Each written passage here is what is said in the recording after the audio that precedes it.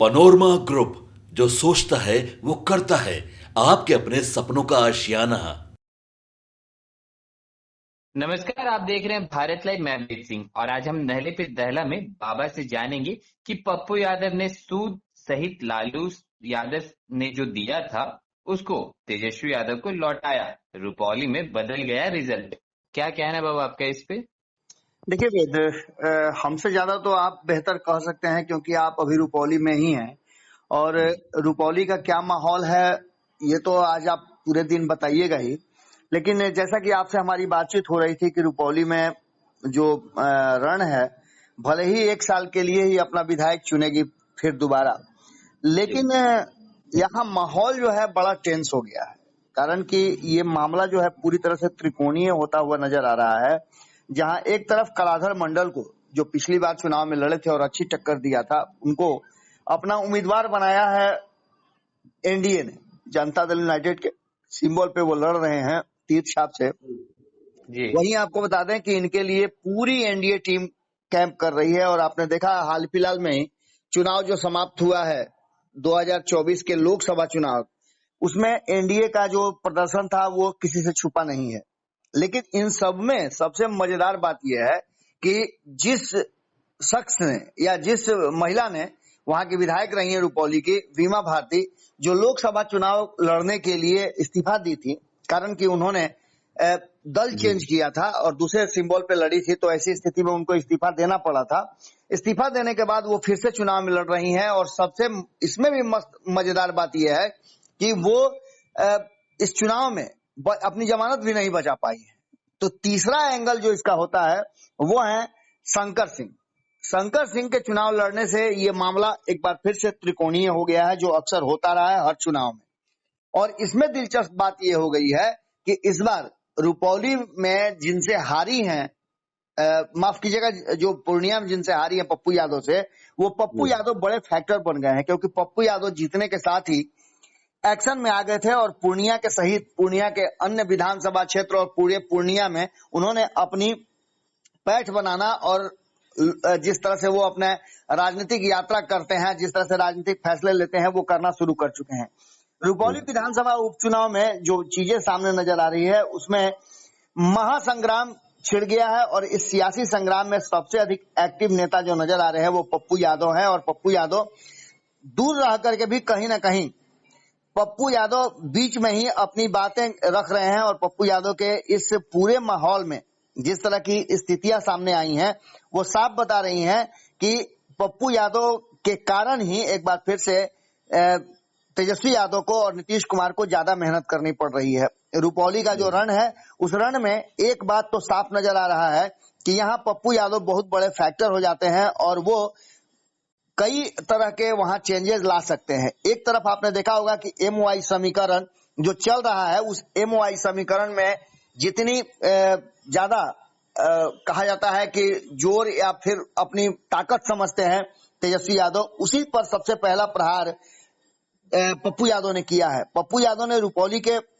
मुसलमान वोटरों को कहा है कि अन्य समुदायों से भी भाइयों को अपील की है, लेकिन उन्होंने खास करके इस समुदाय से अपील किया है कि भले ही 6 महीना के हो या 1 साल के लिए हो या 5 साल के लिए हो, आप अपना प्रतिनिधि चुनते हैं और वो प्रतिनिधि चुनते समय आपको जातीय, धर्म, अन्य चीजों से अलग होना चाहिए।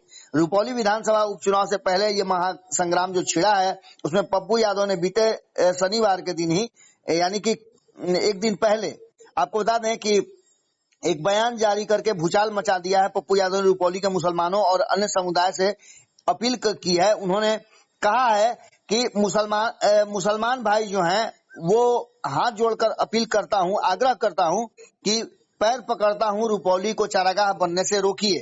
पूर्णिया के लिए एक ही काफी है। खासकर पिछड़ी जातियों से भी आग्रह करता हूं कि रुपौली में एक पर ही भरोसा रखिए। ये सारी बातें कह करके उन्होंने एक नया दिशा दे दिया है। आगे वो कहते हैं कि मैं रुपौली के सभी लोगों से कहता हूं कि गलत लोगों को मत चुनिएगा।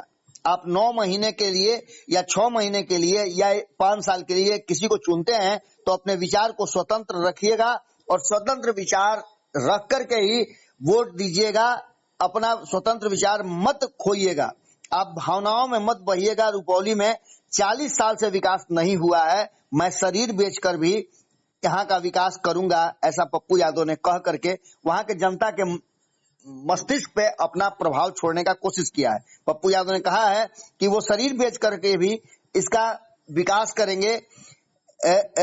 इसके साथ साथ उन्होंने कहा कि जो भी यहाँ की कमियां हैं उसे मैं पूरा करूंगा। आपको भरोसा दिलाता हूं कि जो हमारे पीठ में खंजर भोंक रहे हैं, जिंदगी मेरी जब तक रहेगी तब तक वैसे लोगों को मेरे दरवाजे पर नहीं फटकने दूंगा। इन सारी बातों को लेकर के पप्पू यादव ने साफ तरीके से कहा है कि जिन लोगों ने विश्वासघात किया है, मेरे लिए कोई दिक्कत नहीं है, जनता काफी है। जो लोग ईमान के साथ खिलवाड़ करता है, पैसा उसका धर्म बन जाता है।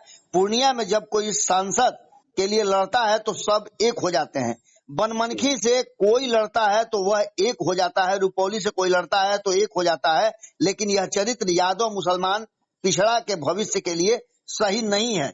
आप समझ सकते हैं कि पप्पू यादव की तलखी बता रही है कि जिस तरह से लोकसभा के चुनाव में पप्पू यादव ने कांग्रेस में अपनी पार्टी का विलय किया और उसके बाद से कांग्रेस से उन्हें पूर्णिया में चुनाव लड़ने की जो इजाजत मिली थी, उसके बाद वो सबसे पहले लालू यादव और तेजस्वी यादव से मिलने गए थे।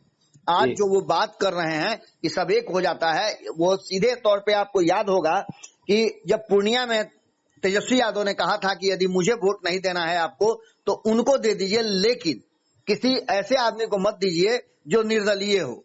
यानी कि वो सीधी तौर पे पप्पू यादव पर हमला किए थे। आज वही पप्पू यादव पावर में हैं और तेजस्वी यादव उनके सामने याचक बने हुए हैं। हम तेजस्वी यादव की याचक बनने की बात इसलिए कह रहे हैं कि बीमा भारती उन्हीं की कैंडिडेट है जो जा करके पप्पू यादव से हेल्प मांगती हैं, उनसे समर्थन करने की बात कहती हैं।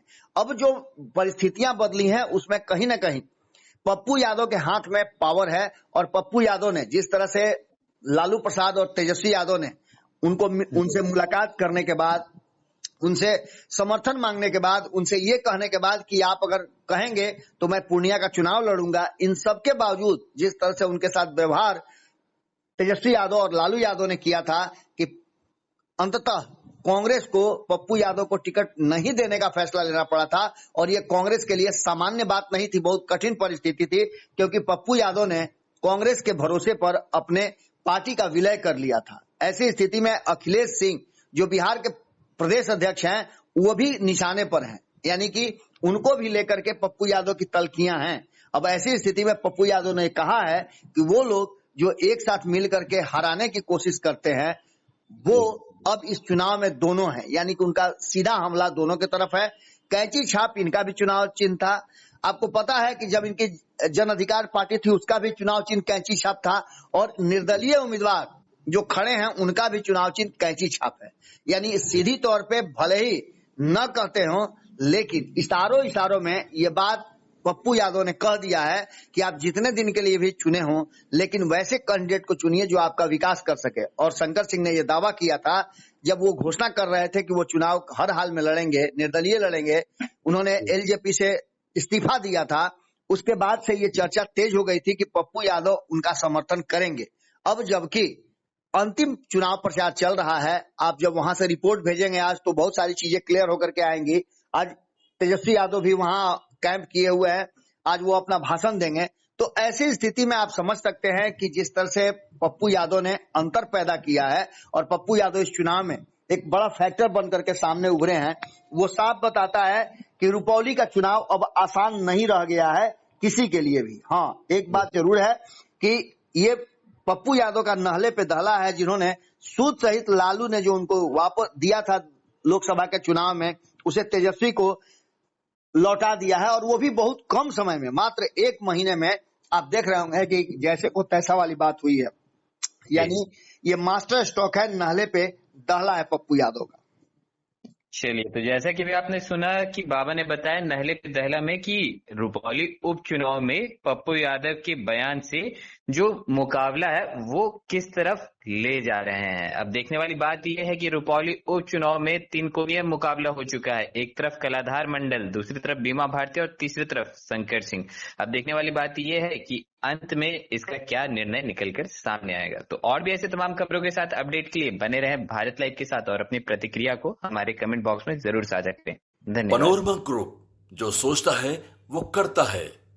अगर ये वीडियो पसंद आई और वह बिहार के राजनीति और बिहारियत से सरोकार रखेनी तो सब्सक्राइब बटन दबा के चैनल के सब्सक्राइब कर ली। ओजे एगो घंटी बा, ओकरा बटन दबा देला से कुल सटीक और मारक खबर रुआ मुफ्त में मिल जाई। अगर रुआ पत्रकारिता के हमनी के नया प्रयोग में सहयोग कर चाहतानी तो ज्वाइन बटन दबा दी। पेटीएम नंबर नोट कर ली 9386816700। धन्यवाद।